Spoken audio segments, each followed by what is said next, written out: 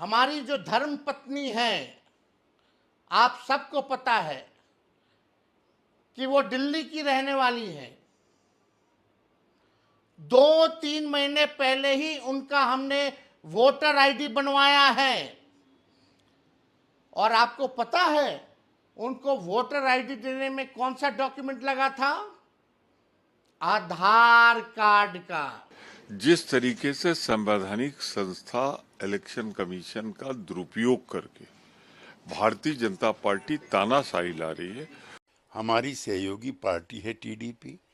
उन्होंने जो चुनाव आयोग को सुझाव दिए हैं, ये उनका अधिकार है। नमस्कार, द ट्रुथ के इस अंक में मैं प्रीति पांडे अपने सभी दर्शकों का बहुत स्वागत करती हूं। दोस्तों, आज हम एक बार फिर बात करने जा रहे हैं बिहार में चुनाव आयोग द्वारा कराए जा रहे एसआईआर यानी वोटर सूची गहन पुनरीक्षण मामले की। इस मुद्दे को लेकर के यूं तो बिहार की सियासत में जबरदस्त बवाल जारी है। विपक्षी खेमा जहां चुनाव आयोग पर गंभीर आरोप लगा रहा है, मुलाकातें भी हुई, शिकायतें भी हुई, मामला सुप्रीम कोर्ट तक भी पहुंचा, जहां सुप्रीम कोर्ट ने भी कहा था कि जिस तरह के दस्तावेज चुनाव आयोग मांग रहा है, ऐसे में मुमकिन है कि इस तरह के दस्तावेज हमारे पास भी ना हो। आपको आधार कार्ड या वोटर कार्ड जैसे डॉक्यूमेंट्स को रिलाय करना चाहिए। हालांकि सत्ता पक्ष की तरफ से ये दलीलें दी जा रही हैं कि कई विदेशी नागरिकों के पास भी ये डॉक्यूमेंट्स मौजूद हैं। ऐसे में ये गहन पुनरीक्षण किया जाना बहुत जरूरी है ताकि फेयर इलेक्शन को इंश्योर किया जा सके। ठीक है, दलीलें भी हैं कि विदेशी नागरिकों को भारतीय लोकतंत्र की इस प्रक्रिया में वोट करने का अधिकार नहीं होना चाहिए। इसका फायदा अवैध रूप से रह रहे लोगों को तो कतई नहीं मिलना चाहिए, जो इस देश के बाशिंदे हैं ही नहीं। लेकिन विपक्षी खेमा यही कह रहा है कि अगर आपको ऐसी कोई प्रक्रिया करनी थी तो इसके लिए पहले से कवायद की जाती।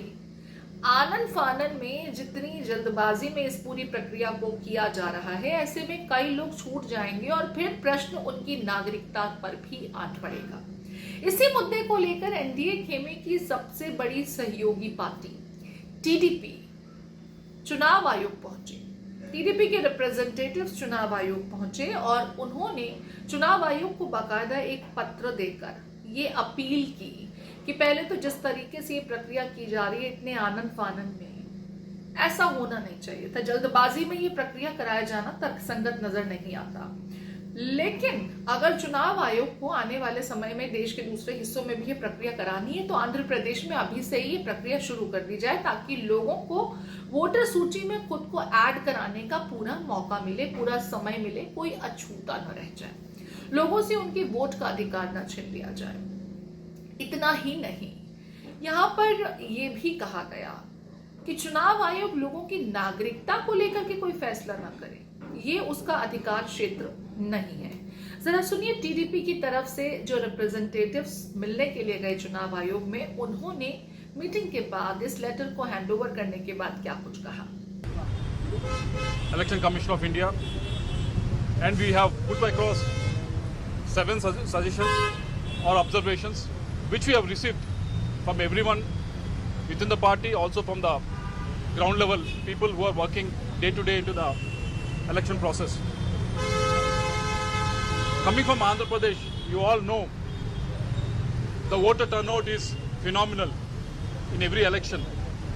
In the last election itself, 2024, voter turnout in Andhra Pradesh is almost 81%, which is very high compared to national average of 63-64%, almost 16% high.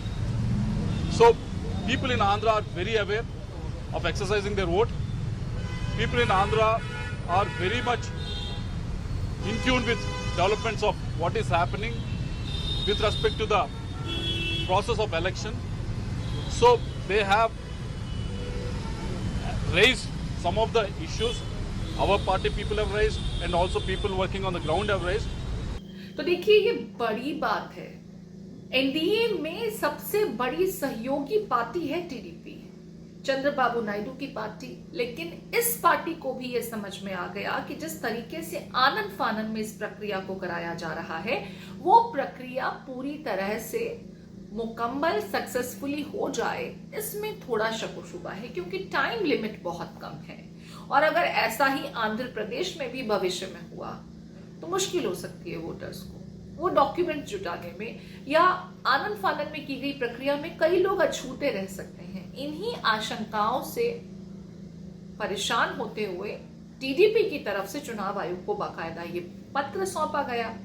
अब इसको लेकर के देखिए, विपक्षी खेमा सत्ता पक्ष पर हमलावर भी है कि आपकी सहयोगी पार्टी भी आपकी मंशा को भांप गई है और भविष्य में उनके साथ भी ऐसा ना हो जाए, लिहाजा चुनाव आयोग से उन्होंने भी इस बाबत अपील की। विपक्षी खेमा बार बार यही कह रहा है कि आपको अगर वोटर सूची का पुनरीक्षण कराना था, गहन उसकी जांच करानी थी, तो ये प्रक्रिया पहले होती या पूरा समय दिया जाता।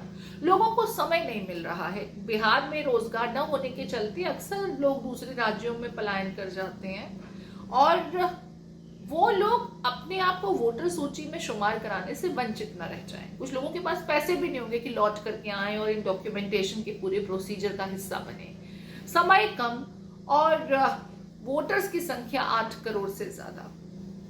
अब जहां चुनाव आयोग की तरफ से कहा जा रहा है कि लगभग 45 लाख फर्जी वोटर्स पाए गए, सवाल ये है कि क्या चुनाव आयोग ने उन तमाम 45 लाख फर्जी वोटर्स को चिन्हित कर लिया है जिनके नाम सूची से काटे जा रहे हैं, या ये वो लोग हैं जो अपने डॉक्यूमेंट्स दे नहीं पाए जिसके चलते उनके नाम कटवाए जा रहे हैं।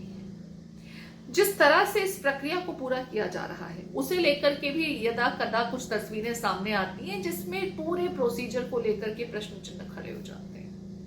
जरा सुनिए कांग्रेस के खेमे से प्रमोद तिवारी और फिर जो आरोप लग रहे हैं कि भाई सत्ता पक्ष की सबसे बड़ी सहयोगी पार्टी को अगर ये सच समझ में आ चुका है तो बाकी पार्टियों को भी जल्द समझ में आ जाएगा। केसी त्यागी की भी प्रतिक्रिया आई है, जरा सुना देते हैं। सत्ता पक्ष और विपक्षी खेमे से इस मुद्दे को लेकर के जब टीडीपी के रिप्रेजेंटेटिव्स गए चुनाव आयोग से मिले तो क्या कुछ कहा गया?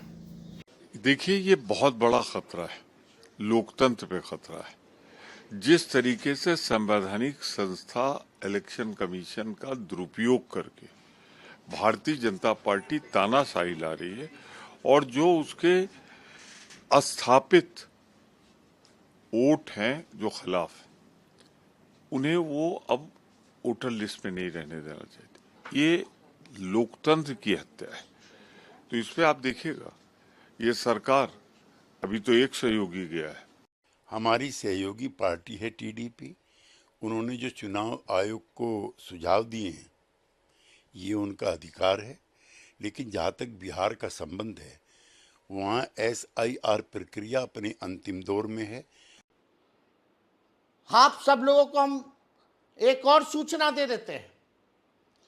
हमारी जो धर्म पत्नी है, आप सबको पता है कि वो दिल्ली की रहने वाली है। 2-3 महीने पहले ही उनका हमने वोटर आईडी बनवाया है और आपको पता है उनको वोटर आईडी देने में कौन सा डॉक्यूमेंट लगा था? आधार कार्ड का। 2-3 महीने मेरी धर्म पत्नी आधार कार्ड दे करके वोटर लिस्ट बनवा ली। उस समय मान्यता था। अब हमको सोचना पड़ रहा है कि क्या मेरी धर्म पत्नी, क्योंकि उनका जो भी रहा है एड्रेस तो बाहर ही का रहा है, बिहार का तो नहीं रहा है, तो आप समझिए कि अब हमको भी सोचना पड़ रहा है कि कहाँ से डॉक्यूमेंट उनका, कौन सा डॉक्यूमेंट चलेगा, नहीं इस एड्रेस का क्या होगा। अब हमको भी नया डॉक्यूमेंट उनके लिए बनवाना पड़ेगा, फिर जाकर के जो 2 महीने पहले वोटर बनी है उसको फिर से वोटर बनाना पड़ेगा। ये स्थिति हमारी भी है।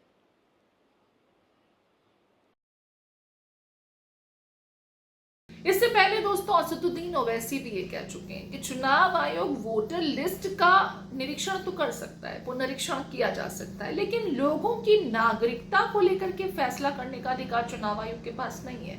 अब एग्जैक्टली इसी लाइन पर चुनाव आयोग को टीडीपी ने भी पत्र लिखा है। ओवैसी वाला वो स्टेटमेंट भी हम आपको बता देते हैं और यही चीज तेजस्वी यादव भी कह चुके हैं कि गरीबों को उनका एकमात्र अधिकार जो है वो भी आप छीन रहे हैं। पहले आप वोटर सूची से उनका नाम काटेंगे, फिर उनको जो अब तक सरकार की तरफ से बेनिफिट्स दिए जाते रहे हैं वो भी छिन जाएंगे और फिर एक समय ऐसा आएगा जब उनसे इस देश के नागरिक होने को लेकर के भी सवाल किया जाएगा कि ये देश के नागरिक हैं कि नहीं है, क्योंकि अगर आप वोटर सूची में आप एलिजिबल नहीं हैं तो आप देश के नागरिक कैसे हो सकते हैं, खास करके तब जब आप 18 साल से ऊपर के हैं। 18 के नीचों के लिए तो खैर वोटर लिस्ट होता ही नहीं है, लेकिन जो 18 के ऊपर के हैं और अब तक वोट कास्ट करते आए थे और अब उनका नाम सूची से हटाया जा रहा है, तो उनकी नागरिकता पर भी तो प्रश्न चिन्ह खड़े होंगे।